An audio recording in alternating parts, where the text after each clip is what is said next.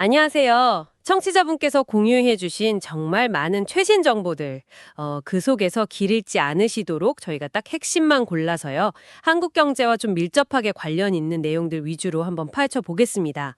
어떤 소식에 주목해야 할지 바로 시작해 볼까요? 네, 오늘 살펴볼 자료들이 사실 굉장히 다양합니다. 미국 경제 상황부터 시작해서 아시아 쪽 움직임도 있고요. 또 기술 시장 열기, 그리고 정책 관련 불확실성까지. 이 정보들 속에서 한국 경제에 좀 실질적인 의미가 있는 신호들을 찾아보는 게 중요하겠죠. 좋습니다. 그럼 미국부터 한번 가보죠. 5월 고용보고서 보니까 신규 일자리가 한 13만 9천 개 늘고 실업률은 4.2%. 일단 안정적으로 나왔네요. 시장은 좀 안도하는 분위기인 것 같은데 근데 동시에 미국 농무부 그 USD 보고서 발표가 좀 늦어지고 내용 일부가 빠졌다는 논란이 있어요. 농업 무역 적자 원인으로 관세 분석에 지목됐었는데 그게 빠졌다고요? 이게 왜 중요할까요? 일단 미국의 고용지표 안정은 그 자체로 연준의 금리 정책 방향에 영향을 주잖아요. 그 금리 방향이라는 게 결국 한국의 수출이라든지 금융시장 안정성에 바로 영향을 주거든요. 그런데 저기 농무부 보고서 논란은 조금 더 깊게 봐야 할 것 같아요. 이게 단순히 투명성 문제라기보다는 앞으로 미국의 무역 정책이 순수한 경제 논리 외에 다른 요인에 좀 좌우될 수도 있겠다. 이런 우려를 낳는 거죠. 네, 예측 불가능성이 높아지면 아무래도 우리 수출 기업들한테는 좀 부담이 될 수밖에 없고요. 아, 무역 환경의 불확실성이 더 커지는 거군요. 이런 상황에서 아시아 주요국들은 또 굉장히 바쁘게 움직이는 것 같아요.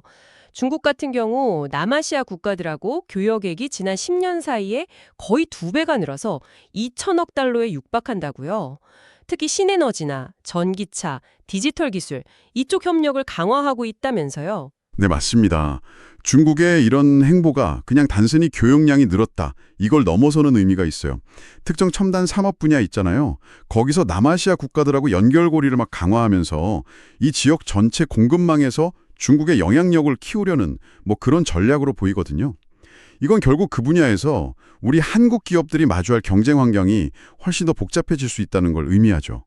단순히 가격 경쟁 이걸 넘어서는 거예요. 기술 표준이라든지 공급망 재편 경쟁까지 고려해야 하는 거죠. 그렇군요. 인도 쪽도 움직임이 만만치 않은데요. 해양 인프라에 200억 달러 투자를 약속하고 또 이탈리아랑 협력을 강화한다고요. 농업, 인프라, 제조업 분야에서요.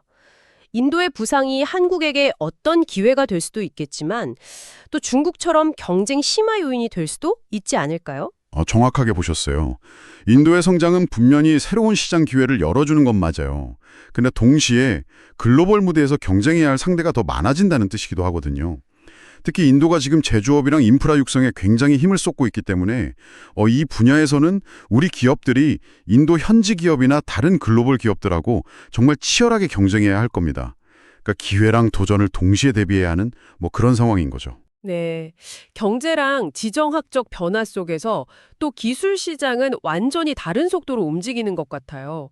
AI 인프라 기업 코어위브, 여기는 IPO 이후에 분석가들 우려에도 불구하고 주가가 막 250%나 급등했다면서요. 그리고 암호화폐 거래소 제미니도 서클 상장 성공에 이어서 IPO를 신청했다고요. 열기가 진짜 대단한데요.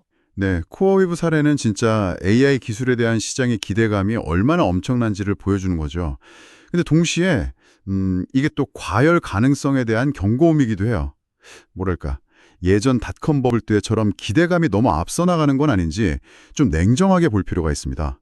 그리고 재미니 IPO 추진 같은 경우는 암호화폐가 점점 제도권 금융 시스템 안으로 들어오고 있다는 걸 보여주는 아주 중요한 신호예요. 이게 앞으로 관련 규제 환경이 어떻게 바뀔지, 또 기관 투자자들이 본격적으로 참여하게 될지 이런 걸 예고하는 걸 수도 있고요. 그렇군요. 자, 마지막으로 미국의 정책 관련 불확실성 문제도 좀 짚어봐야 할 것 같습니다. 공화당 내에서 그 2017년 감세안 연장 문제랑 또 2조 달러 규모 지출 삭감 이걸 놓고 의견이 좀 갈리고 있다고요. 그리고 금 보유고 투명성 강화를 위한 감사 법안까지 발의됐다고 하는데 이런 논의들이 한국 경제에는 좀 어떤 영향을 줄 수 있을까요? 미국의 대규모 감세 연장이라든지 아니면 지출 삭감 같은 거대한 재정 정책 방향 변화는요. 달러 가치나 국제 금리 그리고 글로벌 자금 흐름 전체에 굉장히 큰 영향을 미칩니다. 그래서 그 결정 방향에 따라서 한국처럼 대외 의존도가 높은 경제는 상당한 파급 효과를 겪을 수밖에 없어요. 그리고 뭐 금보유고 감사법원 같은 경우는 금융 시스템의 투명성에 대한 요구가 점점 커지고 있다는 걸 보여주는 하나의 사례고요. 사실 이 모든 논의 과정 자체가 불확실성을 키우는 요인이기 때문에 좀 면밀하게 지켜볼 필요가 있습니다. 네, 오늘 저희는 청취자께서 공유해 주신 정보들을 바탕으로 글로벌 경제의 여러 단면들, 그리고 이게 또 우리 한국 경제에 던지는 의미들을 좀 살펴봤습니다. 이 복잡하게 얽히는 실타래를 조금이나마 풀어보는 그런 시간이었기를 바랍니다. 네, 오늘 다룬 내용들이 뭐 각각 보면 그냥 독립적인 사건처럼 보일 수도 있는데요. 사실은 다 서로 영향을 주고받으면서 어떤 큰 흐름을 만들고 있거든요. 그래서 여기서 한 걸음 더 나아가서 이런 질문을 던져볼 수 있을 것 같아요. 오늘 이야기 나눈 것들 외에 현재 정말 빠르게 진행되는 기술 발전과 또 변화하는 지정학적 구도라는 이 두 개의 큰 축 속에서요. 우리가 아직 미처 포착하지 못한 한국 경제의 또 다른 새로운 기회나 혹은 어쩌면 예상치 못한 위험 요인은 또 무엇이 있을지 한번 고민해 보시는 건 어떨까 싶습니다. 오늘 함께 해주셔서 정말 감사합니다. 다음에도 청취자분께 꼭 필요한 정보 분석으로 다시 찾아뵙겠습니다.